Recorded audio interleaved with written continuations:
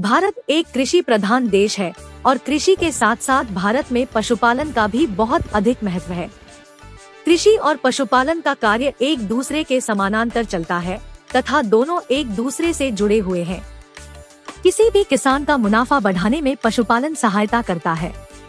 भारत में यूं तो बहुत स्थानों पर पशु मेले लगते हैं जहां पर पशुओं की बिक्री होती है, लेकिन आज हम बात करेंगे भारत के सबसे बड़े और प्राचीन पशु मेले की। आपको यह जानकर आश्चर्य होगा और खुशी का अनुभव भी होगा कि एशिया का सबसे बड़ा और सबसे पुराना पशु मेला भारत में ही लगता है। अब यह मेला कहाँ लगता है और इस मेले के बारे में कुछ बातें जो आपको पता होनी चाहिए इस वीडियो में बताई गई है, इसलिए पूर्ण व स्पष्ट जानकारी के लिए इस वीडियो को अंत तक देखें ताकि कोई जानकारी छूट न जाए। दोस्तों, अगर आप हमारे चैनल पर नए हैं तो चैनल को सब्सक्राइब करके बेल आइकॉन को ऑन कर ले ताकि सनातन संस्कृति से जुड़ी महत्वपूर्ण जानकारियां आपको मिलती रहें। भारत का सबसे बड़ा पशु मेला बिहार के सारण जिले में स्थित सोनपुर गांव में लगता है।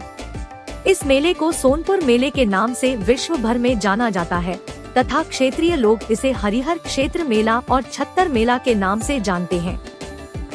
सोनपुर मेला भारत के साथ साथ एशिया का सबसे बड़ा पशु मेला है। यहाँ पर पशुओं की खरीदारी के लिए देश भर से लोग आते हैं तथा आसपास के पड़ोसी देशों के खरीदार भी इस मेले में पशु की खरीदारी के लिए पहुँचते हैं।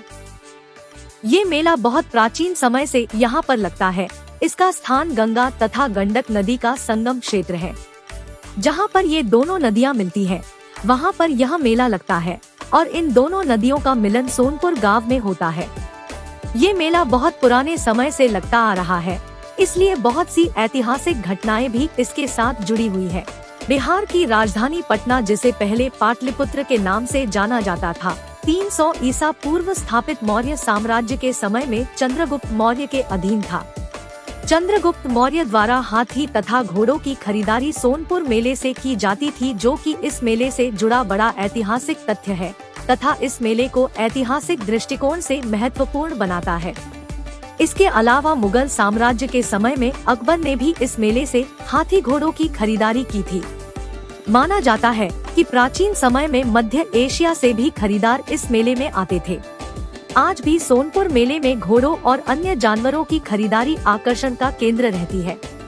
1 महीने तक चलने वाले इस मेले में बहुत सी नौटंकियों और थिएटर का आयोजन भी किया जाता है, जिस कारण यह क्षेत्रीय स्तर पर होने वाले वार्षिक व्यापार का केंद्र भी बना हुआ है तथा बिहार राज्य की आय में कुछ हद तक वृद्धि भी करता है। इसके अलावा पशुओं की विभिन्न प्रजातियों के एक ही स्थान पर संयुक्त रूप से मिल जाने के कारण पशु खरीदार भी संतुष्ट होते हैं। धर्म के जानकार बताते हैं कि भगवान विष्णु के 2 द्वारपाल हुआ करते थे। दोनों भगवान विष्णु के अनन्य भक्त थे। दोनों का नाम जय और विजय था। ब्रह्मा के मानस पुत्रों के द्वारा दिए गए श्राप के चलते दोनों धरती पर पैदा हुए, जिनमें से एक ग्राह यानी घड़ियाल बन गया और दूसरा गज यानी हाथी बन गया। एक दिन कोन्हारा घाट पर जब हाथी पानी पीने आया तो उसे घड़ियाल ने मुंह में जकड़ लिया और दोनों में युद्ध शुरू हो गया। ये युद्ध कई दिनों तक चलता रहा। काफी युद्ध के बाद भी गज उससे छूट नहीं सका। दोनों की लड़ाई कई वर्षों तक चलती रही। इसके बाद हाथी जब कमजोर पड़ने लगा तो उसने भगवान विष्णु से प्रार्थना की। उसी समय भगवान विष्णु ने सुदर्शन चक्र छोड़ा और ग्राह की मौत हो गई। इसके बाद हाथी मगरमच्छ के जबड़े से मुक्त हो सका। भगवान की इस लीला को देखने के बाद सारे देवी देवता उसी समय इस जगह पर प्रकट हुए, जिसके बाद भगवान ब्रह्मा ने यहाँ पर 2 मूर्तियाँ लगाई। ये मूर्तियाँ भगवान शिव और विष्णु की थी। इस वजह से इसको हरिहरनाथ नाम दिया गया। सनातन धर्म के जानकारों का कहना है कि चूंकि इस जगह पर 2 जानवरों का युद्ध हुआ था और सारे देवी देवता एक साथ यहाँ प्रकट हुए थे, इस वजह से यहाँ पशुओं की खरीदारी करना शुभ माना जाता है। इसी स्थान पर हरिहरनाथ यानी विष्णु और शिव का मंदिर भी है, जहाँ प्रतिदिन सैकड़ों भक्त श्रद्धा से पहुँचते हैं। पूरे भारतवर्ष में ये एकमात्र ऐसी जगह है जहाँ भगवान शिव और विष्णु की मूर्ति एक साथ रखी गई है। कहा जाता है कि भगवान राम भी यहाँ आए थे और उन्होंने हरिहरनाथ की पूजा की थी। बाबा हरिहरनाथ मंदिर में स्थित शिवलिंग भी विश्व में अनूठा है।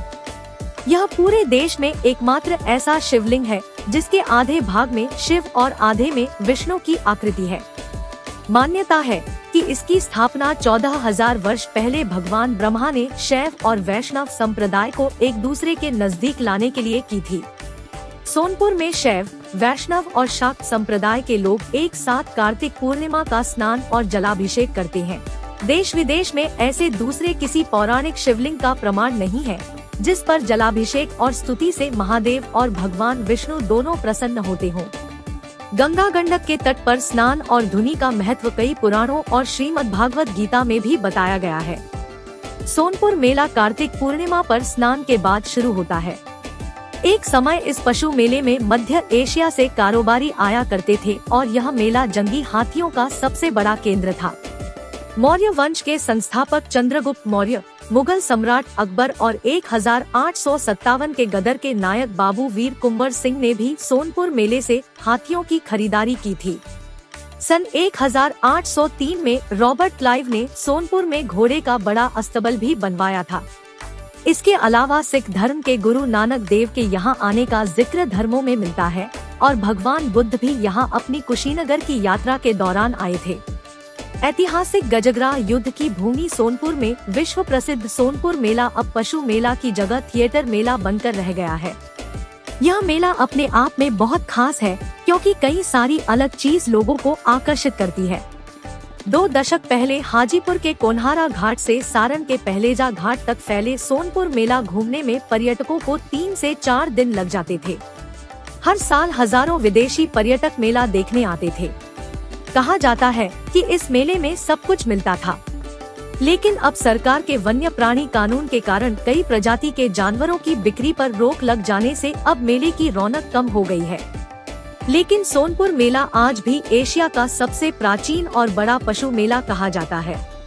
दोस्तों, वीडियो में दी गई जानकारी अगर अच्छी लगे तो अपने दोस्तों के साथ शेयर करें और हमारे चैनल को सब्सक्राइब करना न भूलें।